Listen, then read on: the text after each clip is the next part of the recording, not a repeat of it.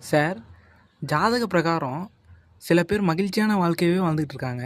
சில பேர் துயரமான வாழ்க்கையே வாழ்ந்துகிட்டு இருக்காங்க. இதுக்கு என்ன சார் காரணம்? நச்சுன்னு 2 பாயிண்ட் சொல்லுங்க பார்ப்போம். வணக்கம். பொதுவா ஒரு ஜாதகத்தில் பார்த்தீங்கன்னா, லக்னாதிபதி கேந்திரம், திரிகோணம் இந்த மாதிரி ஸ்தானங்களில் இருக்கணும். இல்லைன்னா கேந்திரம், திரிகோணம் இந்த ஸ்தானாதிபதிகளோட தொடர்பில் இருக்கணும். அதே மாதிரி பார்த்தீங்கன்னா, லக்னாதிபதி சுபகிரக பார்வையில் இருக்கணும். இந்த மாதிரி அமைப்பில் இருந்துச்சுன்னு வச்சுங்களேன், அவங்க வாழ்க்கையில் தோற்று போக மாட்டாங்க. நல்ல மகிழ்ச்சியான வாழ்க்கை இருக்கும்.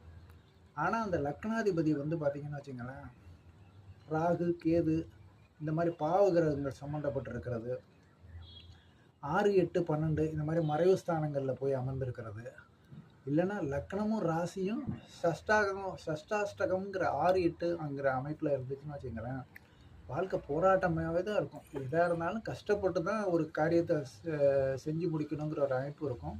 இவங்களுக்கு வாழ்க்கையில் கஷ்டம் தொடர்கதையாகவே இருக்கும்.